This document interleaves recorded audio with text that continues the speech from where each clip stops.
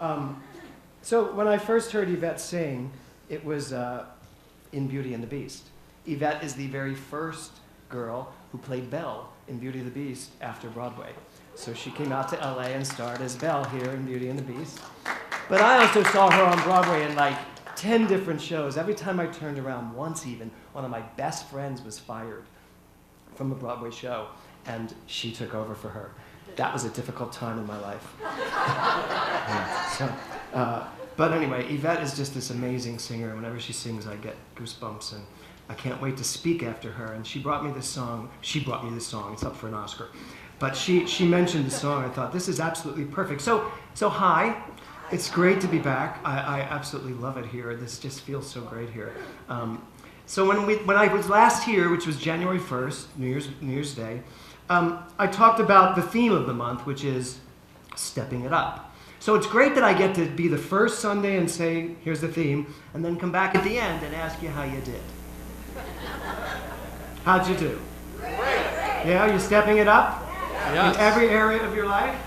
This side of the room is a little quiet. Have you all been stepping it up? I wasn't here to know what the theme was. We always have a reason. He wasn't here to know what the theme was, so I understand. You are off the hook. Today. So here's the song. So some of the lyrics in this song I want to bring up. See the line where the sky meets the sea. It calls me. So I want you to take a deep breath for a minute and close your eyes.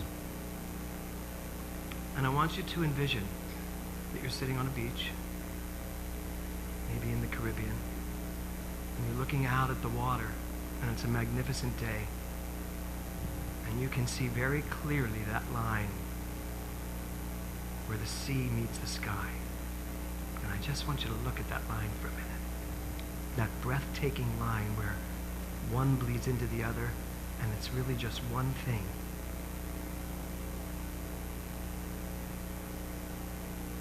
Take another deep breath, and then open your eyes, come on back to me.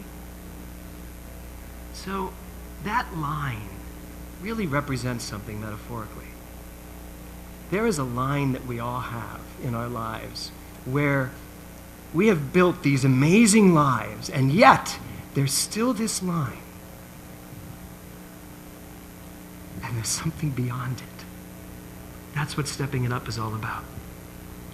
It says in the song also, everything is by design. So maybe I can roll with mine. Now here's the thing. We're all in New Thought. So we know that no one designed our lives to be exactly the way they are. There is no design that we are relegated to. There's no preconceived idea of what your life is. But this line here, everything is by design, is correct. It's all by design. But the design is this expansive, metaphysical energy that constantly expands, is constantly stepping it up. But that's who I am. I am that energy. So I am constantly looking at that line and making a choice. That line where the sea meets the sky is that line where I get to say, am I gonna go beyond it and not care what it was? You know, way back when, people believed that that line was the end of the world, and if you went past it, you fell off. And I know that seems ludicrous now, but you know there's some people online that are still saying that's true. There's a lot of reinvented facts online today. So, that line that is there, you are not, alternate facts, yes, you are not going to fall off when you go through it. In fact, when you go through it, you're actually going to find yourself, your true self. Because on the other side of that line is the life that you've made so far. And even if you've made this most amazing life, and I love my life, that line, I'm very emotional today, that line has been calling me for this last couple of years. Just calling me, and it doesn't matter how many people tell me that I do way too much in life, and I just am such an overachiever. I am not an overachiever. In my mind, I'm an underachiever. I have not achieved that thing that goes past that line and flies. And every single one of us has the capacity to go through that line and find something new. That's what this whole year is about for me, finding something brand new. something amazing, something I've never felt before, something I've never seen before, something that maybe's never happened before. How many of you would like that in your life? Yes. Right? That you can get on board with. No. Right? So that's what this song is all about. How far I'll go. Because that's the question. How far are you willing to go? How far are you willing to step out of your comfort zone and step into something that may seem scary? Well, here's the thing. We all sometimes get caught up in this design that we think is ours. And you know what tells us that this design is ours? Our past. Everything has led us up to this moment in time, and now we actually think that we're this person. I actually think I'm James Mellon who did boom, boom, boom, boom, boom. And I do these things. This is who I am. I sing, I dance, I act, I direct, I choreograph. I'm a minister, I'm a father, I'm a mother, sister, daughter, all those things. I'm all those things. And I actually think that's who I am. But it's not who I am. I'm something so much bigger than that, and you are something so much bigger than that, and you are not relegated to anything that has ever brought you here to this moment. But what brought you here to this moment is this divine energy inside of you that's saying, look at that line. Look at that place where the sky meets the sea, where the relative meets the absolute, where the one thing is going on, and if you just get yourself to jump through it, the heavens will open up for you. And I love the quote that Reverend Joyce used when Ernest Holmes says, show me one person who is against nothing and for something. Against nothing. Unburden yourself with being against anything in life. I don't have the energy or the time. I have the energy. I'm not going to use it. I do not have the time to be against anything or anyone. Do you? And if you do have the time, you have way too much time in your hands. Right? You shouldn't have that time. No, but if you're for something, if you're actually for that line and jumping through it, you don't have time to find that line and jump through it when you're so busy finding out what's wrong with the world and trying to fix it. The only way we'll ever fix it is becoming so clear in consciousness that it all attracts itself to what it needs to be. So we have this thing called the science of mind. It's pretty amazing. And I have lived my life by it now for about, let's see, the first time I heard Dr. Walker speak, it was 1992. So what's that? 202, 212, 20, how many? 26 years. I'm actually good with math, but somehow it eluded me. 26 years. I've been understanding this science. And so I'm just going to read for you. I know we were supposed to do the first 4 chapters this month, and it's the week 5, so I get to do the recap. And it's the thing itself, the way it works, what it does, and how to use it. I'm going to do this really fast. So the thing itself, okay? The thing itself, universal mind, consciousness, one thing, that's all it is. But here's the thing about that, it's who you are. So don't get confused that the thing itself is God. Because every time somebody says God, either they're like getting a little nauseous, or they're remembering Sister Mary Joseph that smacked them in the head with the ruler, or some version of God. But truthfully, when we say, which is why I think Ernest Holmes decided to say the thing itself, to try to get away from that. So the thing itself is just this energy that you are. But don't ever forget, you are it. It's the thing itself, and you're it. You are this energy. You are this consciousness. That's the thing itself. The second one is the way it works. First of all, before you understand how it works, never forget that you're the thing that's working. Okay? So again, we got to get out of this habit of thinking the way it works is that there's some mechanism out here that works some way. Let's figure out how it works. No. You work. Your mind works. That's the way it works. Your mind thinks, your mind creates. Whatever you create, whatever you believe is your experience. It's pretty easy, really, because Jesus taught it. It is done unto you as you believe. That's the way it works. So first of all, you are the thing itself, and the way it works is whatever you believe, you get to live. Can that be any simpler? Can it be? I'll do it. Okay. So here's a good quote, Ernest Holmes. We take good wherever we find it, making it our own. That good works for us by working through us. So there is nothing but good in the world, but it's not going to do nothing for you unless you do it. Because guess what? Again, you're the good. It's not out there. You're the good. You're the good that gets to go out and be the good. Okay, that's number 2. Number 3, what it does. This is the one that gets misunderstood, what it does. So there's the thing itself, God, you're God. You are it, that's it, right? So what it does, it talks to us. You are in constant communication with yourself, aren't you? I hope you are. You are aware of what you're thinking, aren't you? Are you really? Are you always aware of what you're thinking? How often do you get caught up thinking and then all of a sudden you're like, oh my God, like Joyce. Even Reverend Joyce can get caught up on Facebook screaming at people, right? Yeah, I saw some of those posts. I don't engage because I'm a doctor, but I don't engage. I really don't engage because it just drives me nuts watching that stuff. And I'm married to a man who engages me every minute in the political scene. And I just go, I get it. I get it. And you get to feel that as long as you want. So it talks to us. And we're in a social media world. So everything's talking to us. That's what God is. God is Facebook, folks. God is Twitter. God is Instagram. God is, give me some more, Snapchat. God is Snapchat. God is Tumblr. God is all of it. Because it's all talking. That's what it does. All it does is talk to us. Okay? So Ernest Holmes says this. He says, when we allow the universe to speak through us, we are now in alignment with the truth. Now, the universe doesn't mean the facts. The universe means something bigger, something deeper. It means what's beyond that line. So the universe means that there's something in you wanting to tell you something else, something bigger, wanting you to be something else, wanting you to be something bigger, wanting you to know that you can be whatever you decide to be. You are not designed to be anything specific. You are designed to be something universal that you get to make specific. Now, here's the big part. How to use it. This is where most people fall flat. How to use it.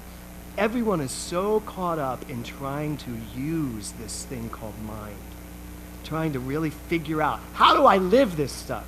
I teach my practitioner class this week was like, it was so great, so rich, so filled with argument and discussion and dissent. It was really great. And there was one point, and all of them were saying, the problem is, I do believe this stuff, but it's still not working. So I pulled out the textbook and I went, let me just read you what Ernest Holmes said. He said, it's not enough to believe it, you gotta know it. And believing and knowing are two different things. So you may have a full set of, actually you do, have a full set of beliefs, your core beliefs, but each one of those beliefs has a degree to which you actually know that belief. So it's about knowing this, really knowing this. So here is my snorkeling story. Now, you don't benefit from the 14 years my church has had of me trying to go snorkeling. Every time I come home from a vacation I've tried to go snorkeling, I have some hysterically funny story about snorkeling. So I can't give you 14 years of those, but I can give you a quick rundown. The first time I went snorkeling was in St. Bart. And I just thought it was snorkeling. I thought, everybody snorkels, it's gonna be a lot of fun. My God, you just put on a little mask, you jump in the water, and you see fish. It's gonna be great. So I get on all this stuff, and the feet, and the everything, and the helmet, whatever it's called, the mask, and the thing that goes up here so you don't die. And so I put it all on, and I jump in. And I float over, and the first thing I hear is, and I'm waiting for like, Luke, I am your father. And I was like, oh my God, this is horrible. And my body starts to shake. Now I'm like, maybe, like the boat's right there. And I'm certain I'm gonna die. And so I like look up and I see where everybody's left me and gone over to where the fish are. And the boat's there, and I'm at a moment of choice. Do I keep going, where I will inevitably die? Or do I swim back to the boat where I can? Or I can't even swim back to the boat, so I literally start stripping. I throw the snorkel, I get the thing, everything goes off me. I mean, except my swim pants. And I just throw it all out, and the guy on the ship, whose equipment this is, he's going, no, grab it. I'm like, no. And I swim back to the boat, and I get on the boat, and I am literally having a major panic attack. That was my first beautiful experience of snorkeling.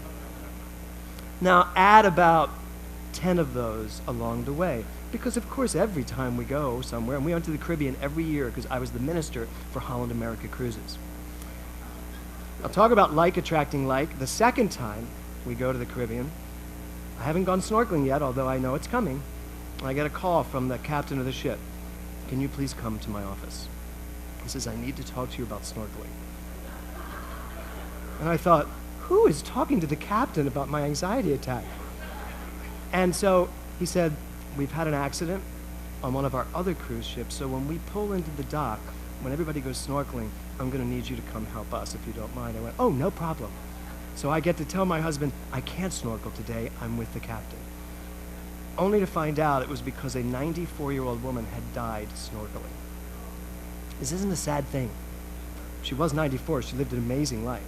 And my job was to go counsel all of the people and their very young kids who had to pull her out of the water. And they're all devastated. So I'm sitting there, I'm not even thinking about snorkeling, to be perfectly honest, but I'm sitting there and my whole message to them was, she was 93. You told her not to snorkel. She knew it was a huge risk. She wanted to snorkel. You made her sign a thing saying, I know I could die with my blood pressure, but I want to snorkel. You did everything you could possibly do. Now I want to give you a vision of how she probably passed, seeing the most gorgeous vision she had ever seen. If I get to be 93 and I pass with that type of a consciousness or awareness, I said, that's not a bad thing. That was my whole day, trying to convince these kids of this. And it went pretty well. 2 days later, we pulled up to go snorkeling at a different place. And I said to Kevin, I said, really? You really think I'm going to go snorkeling? I said, I could die. And don't tell me they don't die snorkeling, because I know they do. So I sat on the boat, and I'm like, go ahead, let them snorkel. And they all start snorkeling, but then something in me, I'm like, oh, come on, you can do this. So I put on all the equipment, and I stepped down, and as I'm stepping down, you know that feeling in your body when it's like, pootum, pootum, and I'm like, wow, I could have a heart attack. I could actually see how she died, just like this. And I flipped off, and threw everything off, but they had people around me to catch the gear. So now add about 6 more of those along the way, every single time it has happened. Now you may say, why do you do this? Why do you go snorkeling? Are you thinking that? Yeah. Well, I don't like to think that there's something I can't do, because I don't believe that. I am God. I am the consciousness of the divine. How is there possibly something I can't do? So, we just went to St. John. I just got back from since I left you, I spent a week in Palm Desert on vacation, then I went to St. John on vacation. Never even occurred to me there was snorkeling in this idea of St. John. The second day, my husband and our friends that we went with, they said, okay, no, we just have to tell you, today is a snorkeling day, but you can stay on the ship. You can just stay on the boat. There's about 50 of us going. You can just lay on the top of the deck. I went, thank you, because that's what I will be doing. Right. So we get there, and I am the first one in the snorkeling gear. The guy's talking about it, and I'm putting on the fins, and Kevin's like, James, I am not going in the water worrying about you. I am not staying next to you. I'm not very loving. I'm not staying next to you. I am not helping you through this snorkeling thing. I love snorkeling. I went, so do I. And he's like, so I put on everything, and no one's gone in the water yet, mind you. I turned to the guy that runs the ship, and I went, I usually have anxiety attacks snorkeling, and could you give me a hint on maybe what could stop me from having an anxiety attack? And he looked at me and he went, don't have one. I was like, who are you, Bob Newhart? He was like, just don't have one. He said, decide not to have one. I was like, why didn't I think of that? Make a decision. So I went, you know what? I'm done with this. I'm really done with this. So I walked down, there were stairs like this. I just walked down the stairs with these big floppy things. And little by little, I'm like, this actually feels good. Okay. And I flip over, and as soon as I flip over, there's this like barracuda-y giant fish that comes right by me, and I was like, oh my God, this is what they all talk about. And all of a sudden, I was snorkeling. No anxiety attack. And it was a flick of an instant. In the water, I had a moment where I thought to myself, this can go either way. And everybody's watching me because they're behind me. And I thought, I don't care who's watching me. I don't care what happens. And frankly, You either believe that you're God or you don't. And if you believe that you're God, then you're one with the water. How could you possibly drown? I mean, besides the fact that it's snorkeling, for God's sake. It's not like deep sea diving, which I will never do. So I just start swimming, and I just start swimming. And I'm swimming, and and I'm the first one out and the last one in. And I was snorkeling like for an hour. I can't tell you what happened. I come back up, and they were all like applauding. I mean, my group, not the whole boat. It wasn't like a Disney movie. Yes! And a big song comes up. He did it! He did it! No, in my head it was. So, that was day 2. We went snorkeling 4 times. And the next time we went snorkeling with the turtles. And I was sitting on the deck, and this is what I really came here to tell you, besides all the other stuff. I sat on the deck, and I was like, what's different? What's happened to me? What is different in today than all those other days? I was a minister through all of it. No, I wasn't in St. Bart. But after the next times, all the times I went snorkeling, I was running a church. I had great talks to talk about when I came home. I have to go back and listen to them to see what I really said, but snorkeling is a big joke at my center. And they won't know till tonight, so don't tell them if you know any of them, what I did. But I was like, what's different? Well, I'll tell you what's different. I have stepped it up in using this science. I get it. I get the thing itself. I get the way it works. I understand what it does. It lives me. So I didn't have to worry about snorkeling, did I? Because there's that in me that snorkels naturally. There is success in me that is naturally successful. There is creativity in me that is naturally creative. There is love in me that is naturally loving. There is all the good in me that is naturally good. I got it. And then we go to the last one. How to use it. Well, sometimes you just have to move your feet. You just have to step into the water.